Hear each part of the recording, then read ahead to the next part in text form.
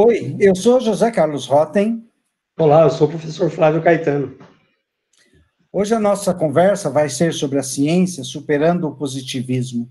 Flávio, todas as vezes que eu vou discutir com as pessoas, elas falam, você tem que superar o positivismo. E eu vou superar o positivismo. E aqui, Flávio, o que é o positivismo, Flávio? Será o que é? Eu não sei. Eu estava pensando nisso. Ou ele deve ser uma montanha muito alta ou um monstro muito feio. Será que é esse monstrinho, Flávio? Ele tem olhos amarelos com azul. É um Amarelo bom com candidato. azul. Oi? É um bom candidato. É um bom candidato, né, Flávio? Sem Nossa. trocadilho. Então a gente vai ter que. Olha, assim, para a gente não ficar daquela forma assim, meio acrítica, né, Flávio? A gente tem que meio tentar, primeiro, compreender o que é esse positivismo, né? Assim, o que é essa superação, né, desse monstrinho aqui. Assim, senão vai ficar muito feinho, né? É. Então vamos lá, Flávio. Quando a gente fala em ciência, né, assim, em positivismo, a gente tem o que a gente poderia chamar que é o sonho positivista. Né? Assim, o que é esse sonho positivista? É o sonho de pegar o que eles chamam ciências da natureza e transformar essa ciência da natureza, ou trazer essa ciência da natureza para ciências sociais. Né? Então, lá para a sociologia, para a história, para a pedagogia, para mais o que você quiser aí, né? Assim, esse é o grande sonho que nós podemos chamar sonho positivista. O sonho positivista, ele é, de certa forma, ele tem uma compreensão do que seria a ciência. Né? Assim, o que a gente tem de conhecimento científico, né? Assim, o que é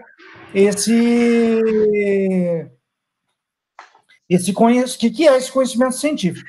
Por muitas vezes não coincide nem mesmo o que o pessoal da ciência da natureza pensa. Né? Assim, quem viu os nossos outros vídeos, né, que nós estamos trabalhando lá, aqueles uns lá sobre o Thomas Kuhn, sobre a subjetividade, sobre a teoria, ele vai pensar assim, dizer assim, olha, parece que não é isso que o pessoal, até o que atualmente o pessoal da ciência da natureza, eles pensam, né? Então, assim, a gente vai ter que meio reconstruir o que os positivistas pensam de ciência. Né? E, no fundo, Flávio, nós, no dia a dia, nós temos muito uma visão positivista de ciência. Né? Quando a gente pensa ciência, quando a gente fala o que é científico, isso é científico! Agora, vamos lá! Flávio, isso é científico, Flávio. Você tem coragem de discutir comigo, Flávio? Eu estou falando que isso é ciência. Então, me veio à cabeça aqui, quando nas ciências humanas, a gente entra em discussão sobre metodologias. Aí é um terror. O monstrinho reaparece. Por quê? Porque o tal do rigor científico, ele parece que vai devorar o nosso trabalho, ou o trabalho dos nossos orientandos, ou as nossas pesquisas.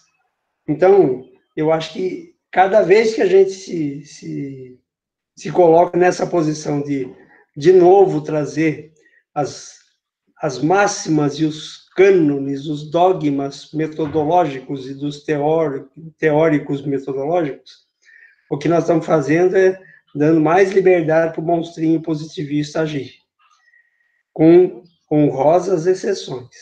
Você não acha? É isso mesmo. E a primeira coisa que os monstrinhos faz, né, assim, principalmente quando a gente pensa nesse sonho positivista, é aquilo, né? Você tem a natureza de um lado e o sujeito do outro. Eu não tenho nada a ver com esse objeto, né? Sabe uma coisa que eu acho um exemplo assim, desse, que a gente vê, às vezes, na televisão, quando às vezes se vê assim, num jornal qualquer, eles entrevistando, vamos tirar o slide aqui, né? Depois a gente põe, se for o caso. A gente vê lá as pessoas, uma mulher, repórter, né? Ela diz assim, né? A pesquisa tal disse que as mulheres do país são não sei o quê, não sei o quê. Tá. As mulheres do país. Mas ela não é mulher? E outra pergunta, né? Todas as mulheres do país, né? Consegue reduzir a todas? E ela não é mulher? Pode ser que o redator, né, que escreveu lá, a coisa que ela está lendo no telepronto era homem, né? Mas ele sabia que era ela que ia ler, né? Então, a pesquisa diz que nós, mulheres, né, no caso ali, ou nós, homens, né, ou nós, professores... Mesmo assim, as monstruosidades estão presentes, né? Porque o chamado universal da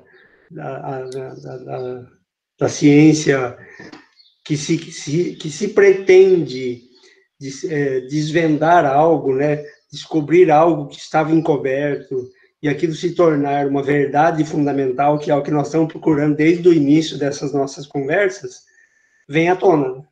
Então, as mulheres de hoje no Brasil, né, os homens, os alunos, as crianças, são os monstrinhos universais, né? Filhotes desse que a gente está apresentando aí.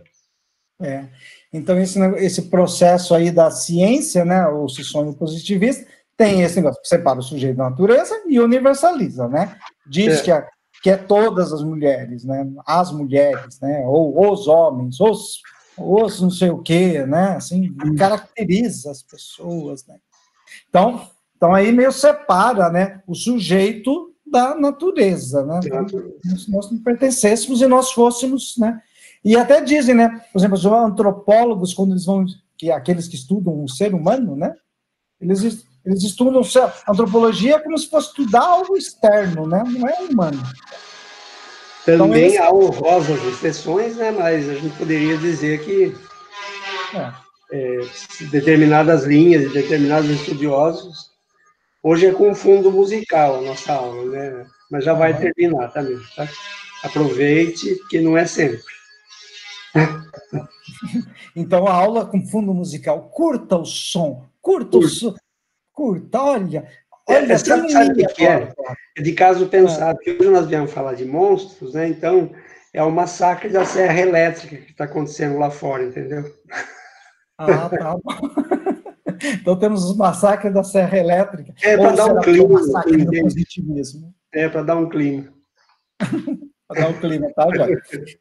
Então, outro aspecto que o positivismo faz, né, o que a ciência moderna ela faz, e aí, principalmente, se for para lá pensar na física newtoniana, né, assim, é que conhecer significa quantificar. Né? Então, o movimento que tem um determinado objeto, você calcula, você consegue lá calcular que sua corrida, né, no relógio que marca as coisas de corrida, né, que eu corro, então ele marca lá que eu estou correndo a 5,12, né, quilômetros por hora, quase andando, né, na verdade andando. Está correndo a 12, 10 quilômetros por hora. Então, tudo tem que ser quantificado. Se não tiver uma quantificação, não é ciência. Né? Se você fizer qualquer afirmação, né, assim, que não seja quantificado, nesse ponto, a visão positivista, ela compreende que boa parte da ciência da natureza, ela não é as ciências sociais são ciência, né? Então, por exemplo, o crítico de literatura,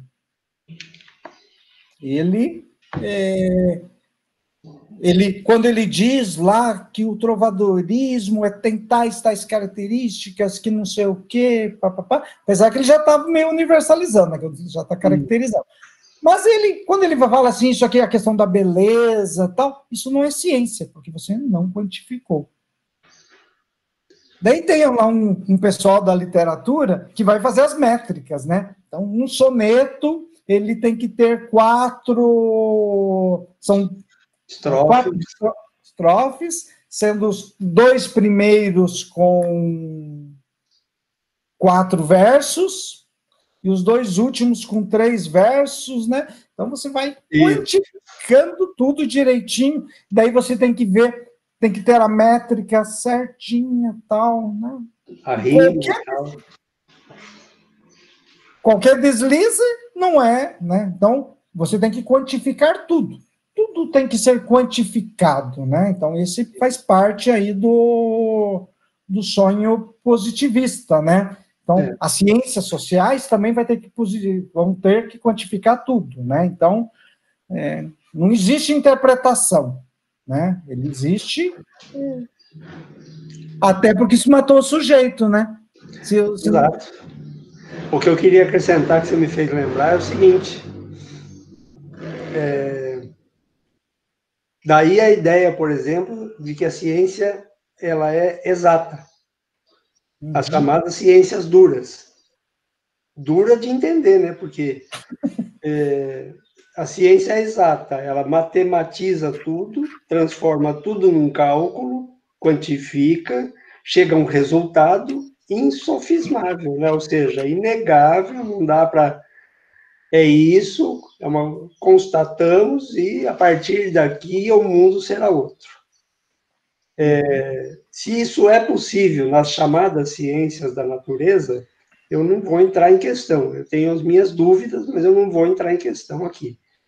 Agora, nas ciências sociais, trazer esse modelo de ciência positivista e tentar aplicar ipsis literis aqui é complicado. E por mais que se faça a métrica do soneto ou de outras métricas possíveis, e o problema não está na métrica, mas está justamente no fato de dizer que a leitura ou a compreensão do soneto estaria na métrica, né?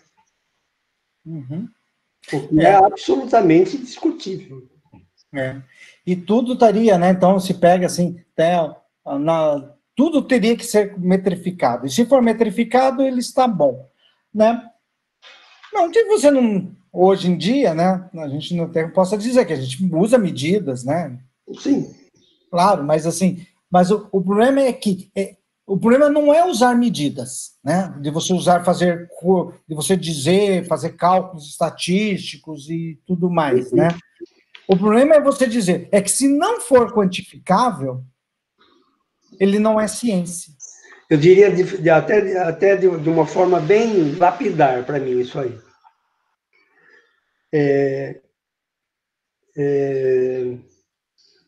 O que se fez com a medida é que se transformou nessa ideia da ciência positiva a medida em medida da ciência. Em medida de todas as coisas. Que é uma redução lamentável. Né? O problema não está, como você falou, não está na medida ou na estatística, não. Elas são ótimas auxiliares de qualquer tipo de ciência, né? Agora, me parece que se confundiu o real com o modelo, né? O modelo matemático, estatístico, algo assim, virou uma espécie de, como é que eu vou dizer, da alma que garante a verdade da ciência. Né? Exatamente. Aí está o problema. Que daí, se eu vou lá... Então, se uma ciência não consegue pôr nada para medir, então ela não é ciência. Não é ciência.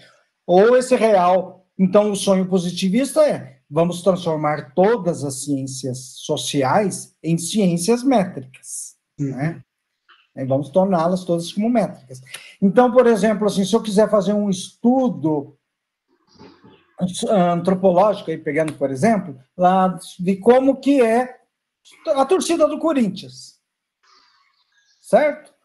Eu simplesmente ir lá observar, anotar, como alguns estudos etnográficos, como quais são as reações, como que age e tudo mais, não é ciência. Né? Assim, então, eu não posso dizer nada se não medir. Então, esse é o segundo sonho que a gente pode falar que é o segundo sonho do nosso monstrinho do positivista. O segundo, outro é a redução da complexidade. A redução da complexidade, ela parte lá de uma proposição que é feita por Descartes, lá no século XVI, né? É isso, né? Descartes é 16, 17, né? Isso, 17. 17. Lá, quando o Descartes ele diz o seguinte: quando nós vamos estudar alguma coisa, algum objeto, nós devemos pegar e dividir esse objeto no máximo possível. Né? Então, uma realidade complexa, eu divido ela totalmente, e vou estudar apenas um pedaço daquela realidade. Né? E aí, quando eu estudo só esse pequeno pedaço, o que acontece? Né? Ele se torna simples. Né? Simples entre aspas. Né? Então, ele deixa de ter a grande complexidade. Né? Então, se eu separo o meu dedinho e vou estudar o meu dedinho, o dedinho ele é menos complexo do que o meu corpo como um todo, pensando só no aspecto biológico. Sem estar nos aspectos psicológicos, culturais, né? Então, o sonho. Então, eu tenho esse aqui, então eu estudo o meu dedinho, né? Assim. E aí você vai ter essa simplificação da realidade, né? E aí é o que nós vamos chamar, é o processo de disciplinarização. Né? Então, a ciência moderna é uma ciência de disciplinarização. Então, para cada pedaço da realidade, seguindo o modelo cartesiano, né, eu crio uma ciência. Né? Então, a química, ela estuda, então tem o meu famoso copinho aqui, né?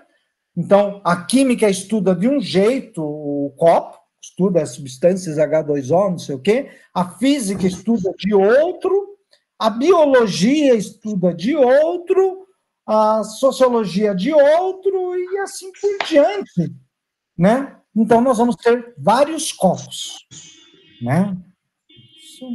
Então, não tenho... Então, o que acontece?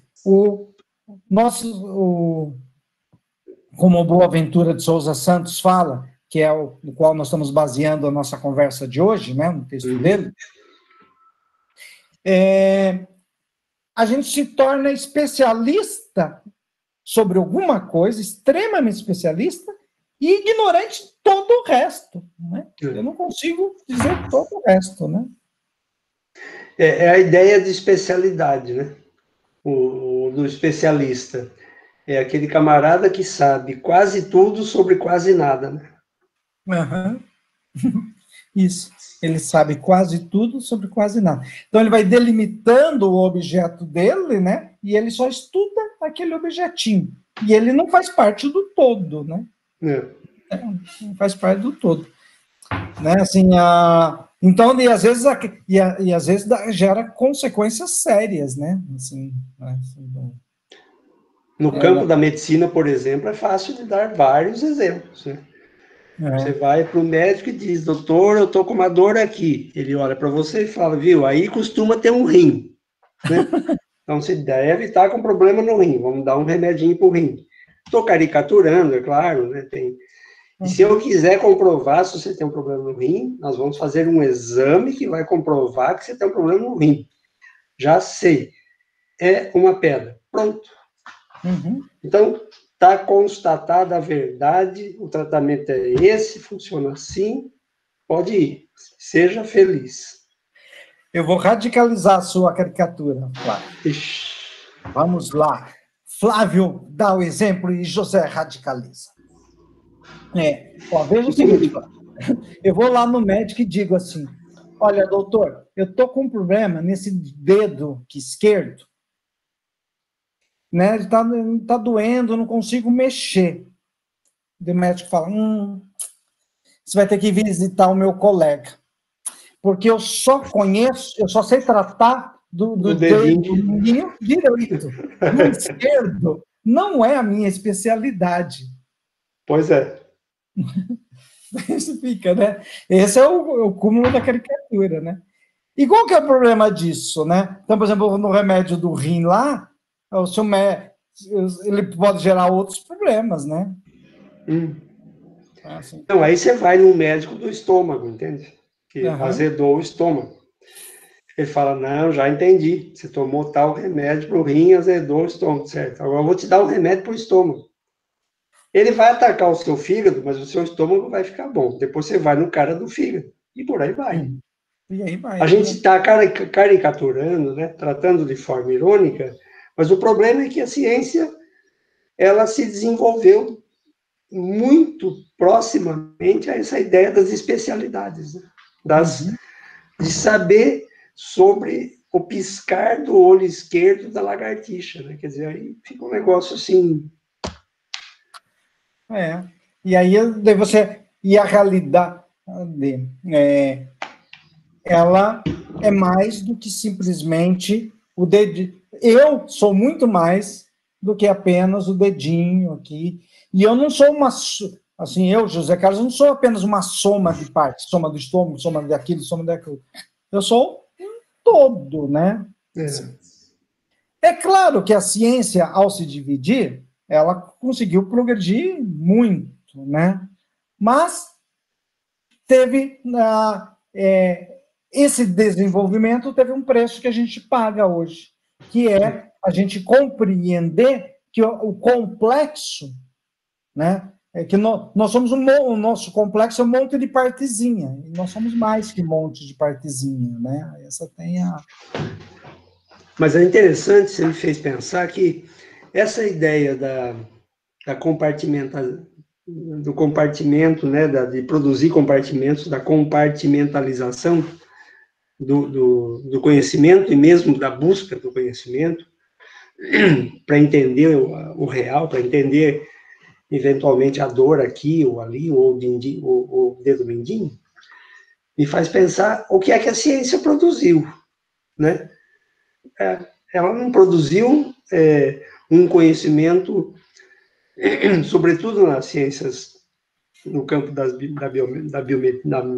biomedicina, na área médica e tal. O que ela produziu não foi um conhecimento sobre o homem, foi um Frankenstein, né?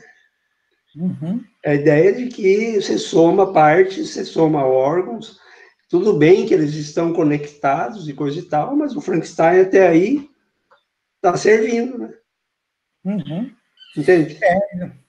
E você esquece, né, que o Frankenstein, né, a imagem do Frankenstein, eu acho que ela vem a partir disso, né, dessa ideia da separação, e daí você vai juntando, e daí deixa de ser um belo rapaz como eu, acaba virando um monstrinho de partes, né, e esse é um dos grandes problemas do sonho positivista também, que daí ele analisaria o meu aspecto da sociedade de um jeito, o meu aspecto como literatura de outro, a história de outro. Né? E daí, de repente, aquele poeta, que ele não é só literata, mas ele é um ser que vive na sociedade, que às vezes ele é preconceituoso, né? Se pega assim, o Nelson Rodrigues, é um gênio da literatura, né? E ele consegue interpretar a alma humana, né? Assim, então, por isso que ele é um gênio, né? E por isso que eu gosto de ler Nelson Rodrigues. Mas a gente não pode separar Nelson Rodrigues do seu contexto de um certo preconceito em relação às mulheres. Né? Há um certo machismo, né, dele, né? E até, como o Nelson Rodrigues até fala com um certo receio. Mas a gente não pode esquecer que ele faz parte desse contexto. E também é o seguinte, né? Se eu pegar só pelo o aspecto social, do politicamente incorreto, né? Eu posso matar o outro lado, né? O grande literata que consegue compreender a alma humana, e por isso ele narra a partir do cotidiano fatos, né? E faz toda essa interpretação, né? Ele é algo muito mais complexo, que ele merece a crítica de um lado e merece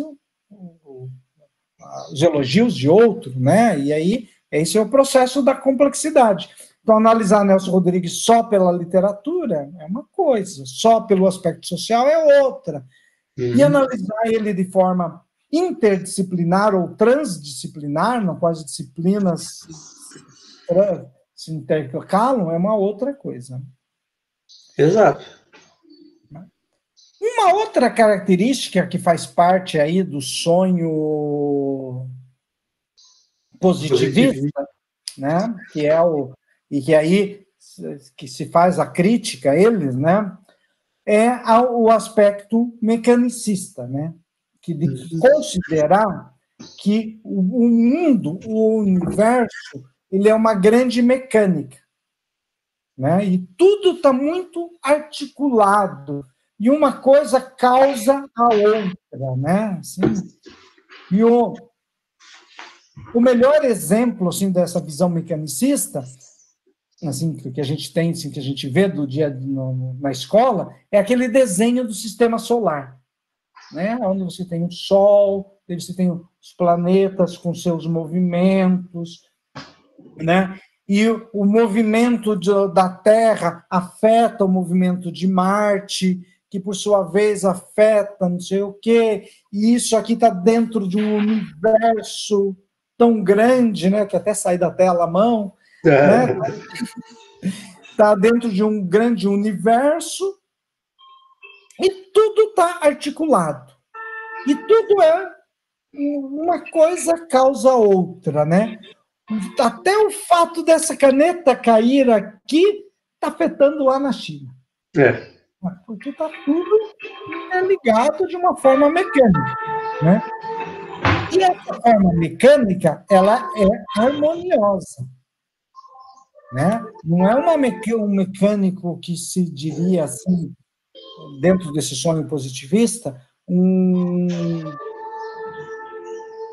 desequilíbrio, né? Assim, tudo está equilibrado e tudo é belo. Até, né? A gente pode até trazer aí dentro uma estética, né? Dentro aí do sonho positivista, uma análise estética, que é essa beleza dessa complexidade, desse organismo, né? Desse mecanismo que tudo está no seu devido lugar. Bonitinho aqui, isso está ali, isso está ali. Não tem desequilíbrio. Tem uma ideia interessante que você me fez pensar, que é o seguinte: a harmonia, ela participa nessa explicação do sonho positivista como vamos dizer, o motor original, né?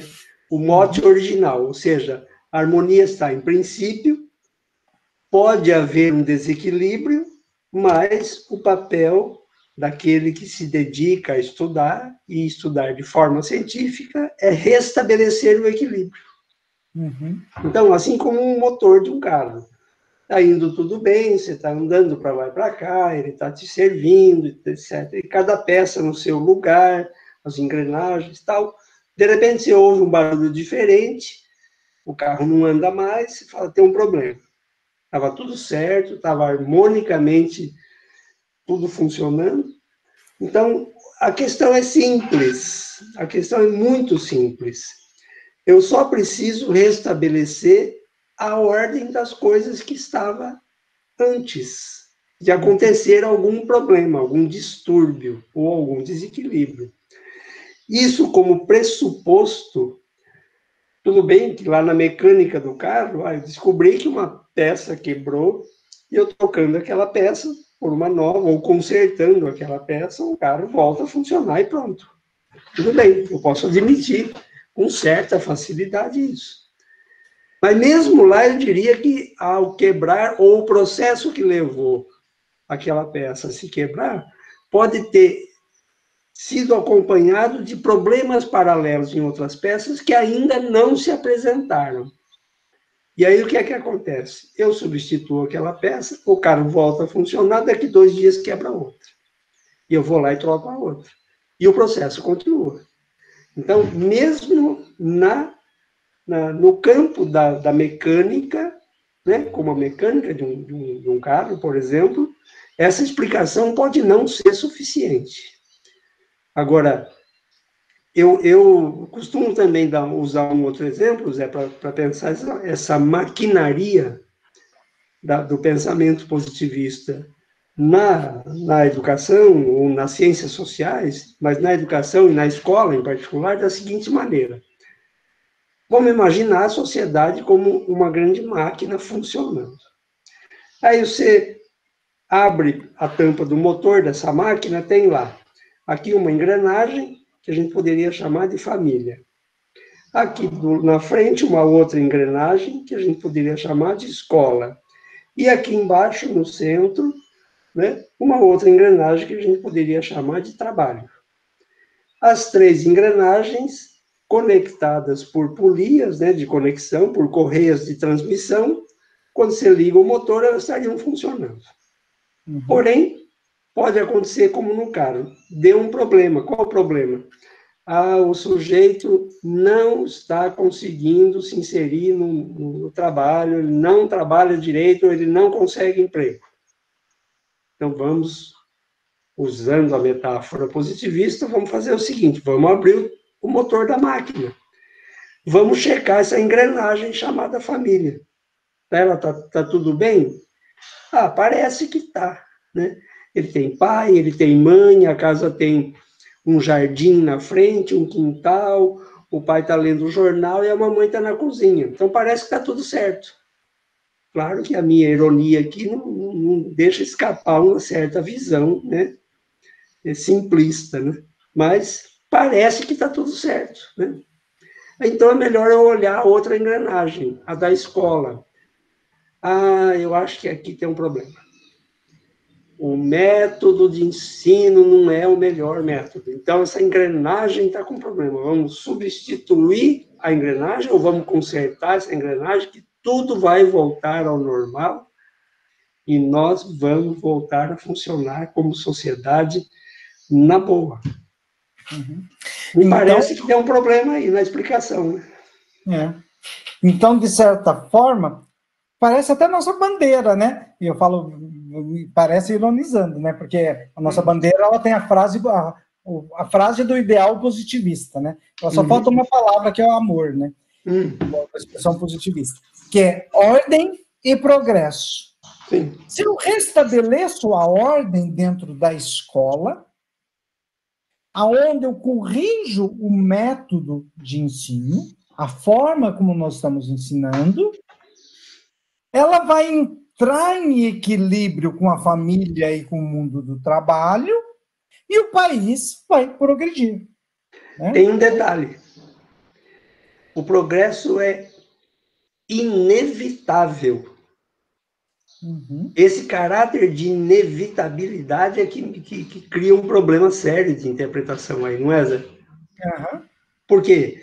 Se eu tenho ordem, qual ordem? Aí nós precisamos discutir qual é a ordem. Mas se eu tenho ordem, haverá matematicamente progresso. Olha o problema da contabilidade, da métrica de novo aparecendo aí. Uhum. Então, então, todos os estudos sociais, né, no sonho positivista, é buscar interpretar aonde que está um desequilíbrio, ou melhor, e buscar conhecer qual que é a ordem, aonde que estão a ordem das coisas, daí identifica onde está o desequilíbrio, corrige ali, pega a ferramentazinha, a ferramenta social, corrige e finalmente vamos para o progresso, né? Então nós vamos ter a nossa... E normalmente a culpa é da escola, não é da desigualdade social. Ou da família, né? Ou da família, não é nada disso, né? Assim, não tem nenhuma coisa, né? Então, esse que nós poderíamos chamar... faltou ainda uma coisa. Quando a gente fala em mecânica, né, em tudo equilibrado de forma mecânica, você pensando aí no mundo newtoniano, né, nós temos, basicamente, também você vai buscar as leis da natureza, né? Então, a primeira lei da dinâmica, a lei da física, né? Uma lá, nem lembro qual que é o número delas, todo corpo tende a atrair um ao outro, né? Por isso que eu amo minha esposa. Opa.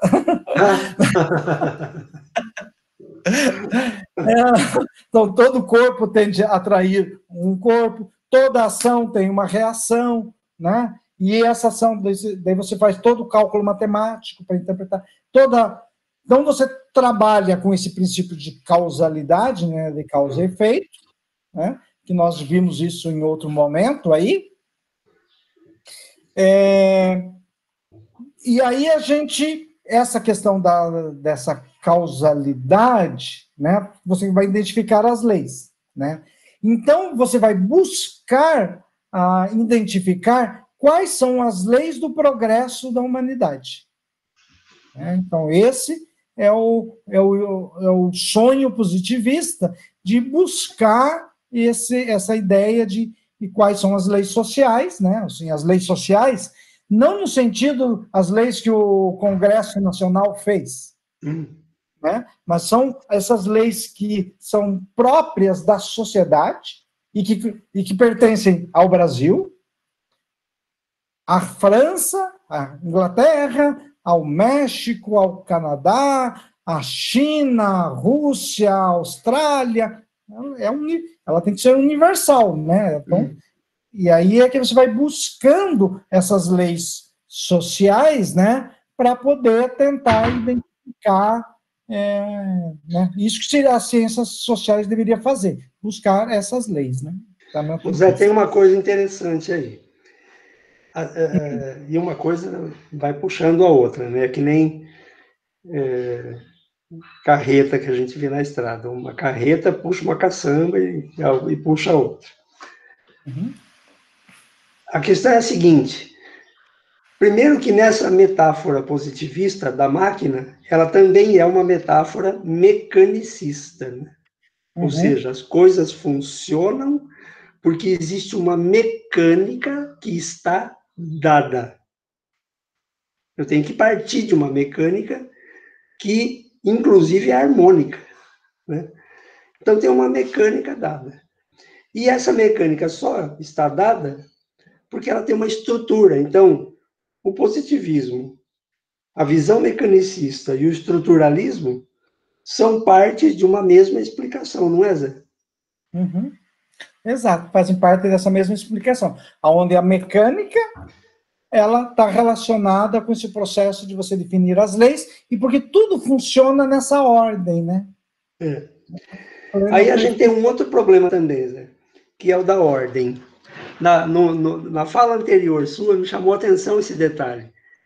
Assim como você analisou a bandeira, ordem e, portanto, progresso, ou seja, ordem e aí, inevitavelmente, progresso, a ordem também tem que ser dada anteriormente à sociedade. A gente não pode perguntar que ordem. Olha, a ordem, as coisas têm que estar no seu lugar. E qual é o lugar das coisas?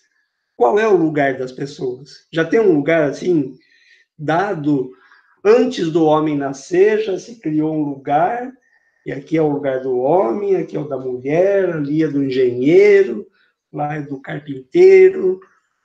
Então, tem uma ordem dada fora da humanidade. Teria que, para essa lógica positivista ser levada a sério cientificamente, a ordem teria que pré-existir à humanidade. Exatamente. Ela pré-existiria a humanidade, né? Concordo. E ela sempre, como ela sempre estaria aí, a gente conseguiria conhecer, e quanto melhor a gente conhecesse, né? O Boaventura, né, ele vai propor, vou até trazer o slidezinho aqui para a gente... Põe aí. Para a gente não não ficar longo demais aqui o nosso vídeo. Isso.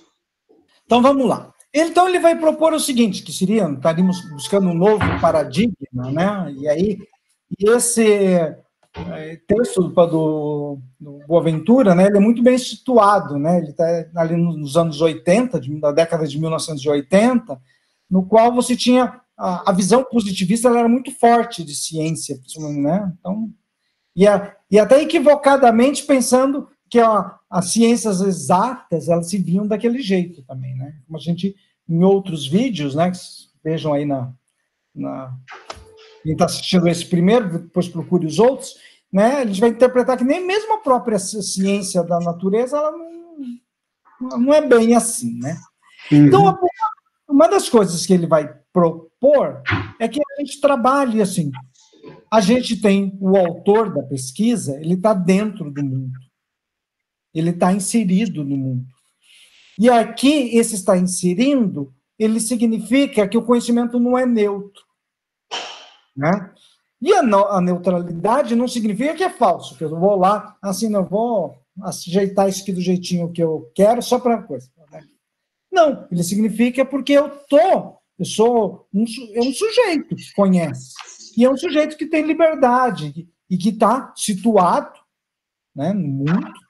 Né, e aí ele vai propor, né, que é essa ideia do sujeito que ele é situado no mundo, que esse conhecimento ele também é local.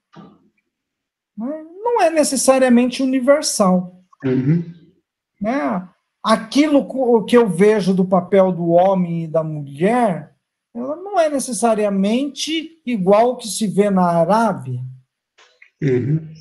Né? E não necessariamente a nossa visão de homem e de mulher é melhor que a deles, mas a gente pode dialogar, discutir. Né? Elas são situadas. Né? O conhecimento ela tem uma certa regionalidade, né? E que aí você precisa estar dentro dessa regionalidade para compreender aquele conhecimento. E ele propõe a ideia de total ao invés de universal. Certo.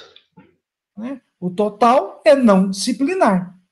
Né? Então, o Flávio, você é um todo, Flávio. Você é alguém que está localizado em Americana, em São Carlos, né? E que vive aqui e é um ser como um todo, né? Uma outra característica que ele vai propor, né, é aproximar não as ciências da natureza, na forma positivista, com as ciências sociais. Ele vai vamos fazer o contrário. Né? Então, a narração científica, ela também é uma literatura. É literatura. Ela é uma interpretação. Justo. Então, como é que vai fazer ciência sem interpretar? Né? Exato. Então, por exemplo, o Nelson Rodrigues, ele interpreta o mundo que ele vive e coloca lá. Por isso que a gente diz que ele interpreta a alma humana, né? Porque ele, nem sei se é a alma humana, ele interpreta a do carioca. Quem sabe a gente poderia ter pegando o exemplo do Nelson Rodrigues, né?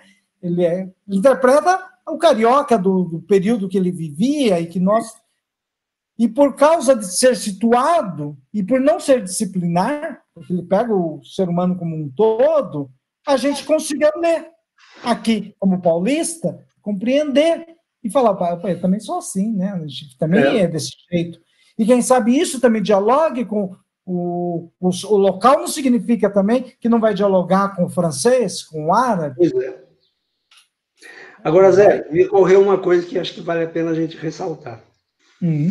Eu acho que há uma certa confusão dentro da produção científica entre parâmetro e padrão. O parâmetro é algo que eu escolho para fazer uma comparação, uma aproximação, uma análise, alguma coisa assim. Não é? O padrão é outra coisa. É algo que eu elejo como aquilo que deve ser o perfeito aquilo que deve ser o ideal, aquilo que deve ser porque ele é. Tudo que está fora dele tem que ser o mais próximo parecido com ele. Isso é uma confusão séria em ciência. Por quê? Porque, ao passar do parâmetro para o padrão, a gente esquece que, a primeira coisa que a gente esquece é que existe uma escolha a ser feita. Sempre. Uhum. E, segundo, essa escolha começa com um se. Se eu considerar tal coisa, então, se eu olhar deste ponto de vista, então... E isso, para mim, é muito sério, é o que o Boaventura vai trazendo. Veja a própria ideia da narração científica como literatura, como uma produção de sentidos que a gente capta no real à nossa maneira, né? Uhum. Exatamente. E como a gente capta da nossa própria maneira, ele é um autoconhecimento, né? Justo, exatamente. É uma forma que nós vamos compreender. Não são os homens, nós homens, nós Situado mulheres, nós historicamente. seres humanos, né? Exato. Né? Que estamos aqui, ao mesmo tempo ao mesmo que a gente conhece, a gente se autoconhece, né? Se autoconhece, exato. E é uma das últimas coisas, assim, que o Boaventura nos traz, né? Assim, é essa ideia, quando a gente está trabalhando também com a ideia do conhecimento situado, não disciplinar, que transdisciplinar, que aí, né? Essa é uma, né? A partir desse contexto da década de 80, 1980, que vem surgindo essa questão da interdisciplinaridade, da transdisciplinaridade, né? O Boaventura ele vai nos propor também, olha, o sonho positivista considera apenas legítimo o conhecimento que é científico. Né? Conhecimento científico, a gente poderia até dizer, ele se caracteriza por ter um método, né? Isso que muda, acho que caracteriza o conhecimento científico é isso, né? Uhum. E aí, eu até tenho um exemplo que eu gosto de dar, que eu tenho um tio que foi médico, né, que já é falecido, e uma tia que era uma dona de casa, assim, né, cuidava, né, também ela já é falecida, né, e ela dizia para ele assim, né, Alberto, você precisa estudar os chazinhos, né, você precisa estudar os chazinhos, porque o chazinho, e receitar lá no consultório o chazinho, porque esses chazinhos fazem bem. E o meu tio, como dentro daquela visão positivista, né, ria dela, né, e falava, né, a Madalena fala, eu receitar chá, né. E o conhecimento dela como sendo um conhecimento ilegítimo, né, e o conhecimento dela é legítimo, né, até porque funciona muitas vezes o chá e os próprios laboratórios muitas vezes vão estudar o chazinho para ver qual é o princípio ativo para extrair, para vender, né, tal, assim. Então, o conhecimento dela também é legítimo. O dele, como médico, é legítimo, porque, né, tem a sua formação científica, é legítimo. E o dela, que teve a sua formação no dia a dia, né? Pode ser que a minha avó que tenha ensinado para ela esses chazinhos, pode ser que ela, nas suas experiências, alguém lá estava mal de estômago, deu lá um chazinho de boldo, né, e resolveu, ele é legítimo. Não é um conhecimento, né? Ele tem sua legitimidade, né? E assim, como tem a sua legitimidade, tem que ser levado em conta, e faz parte e entra no diálogo. Isso me lembra de novo, né, a questão das origens, outra vez, que deve ter sido assim, né? Da maneira como a maioria das pessoas aprendeu a ver essa questão que você está levantando nesse exemplo, eu tenho a impressão que, assim, a gente teria que acreditar que surgiu o homem, a mulher e a farmácia, lá no primórdio da humanidade. Porque dá a impressão que a gente olha para o mundo do jeito que está organizado, né, e sobretudo nesse campo aí, de que a farmácia existiu lá no homem neandertal, né, porque não é possível, né, não tem... Como se toda a história da humanidade fosse apagada pelo advento, né, da ciência. Exato. E nesse sentido, né, assim, a gente tem uma coisa que é a mercadorização da ciência, né? Sim. E a ciência, e o Boaventura até fala assim, né? Quando a ciência se torna uma indústria, né? E uma indústria que gera riqueza e que muitos países investem em ciência para ter riqueza, para aumentar, né? Pois é. Ele vai, dele até vou pôr aqui dois comentários que ele faz, né? Como a ciência é feita hoje, ela acaba muitas vezes não atendendo a necessidade do humano, ele acaba às vezes mais atendendo a necessidade do capital, né? E com isso o cientista muitas vezes fica proletarizado no laboratório, né? Que ele até deixa de ser o autor, e quem é autor é o laboratório que ganha, né? E a ciência também acaba, na sua legitimidade, ela se legitimando como único saber.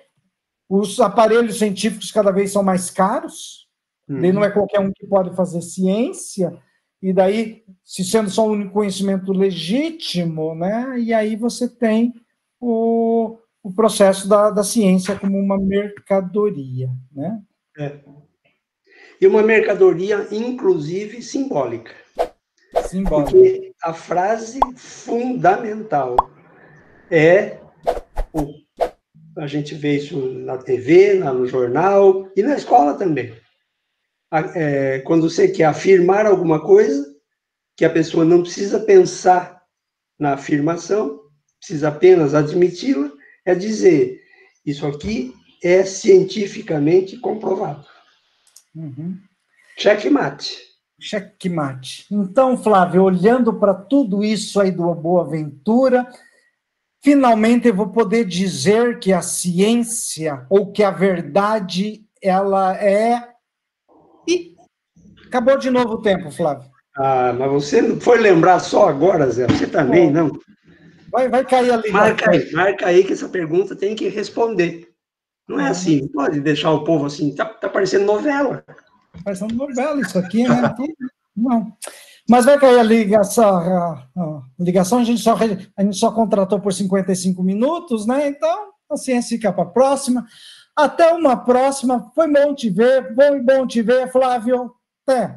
Até a próxima, José, e a todos.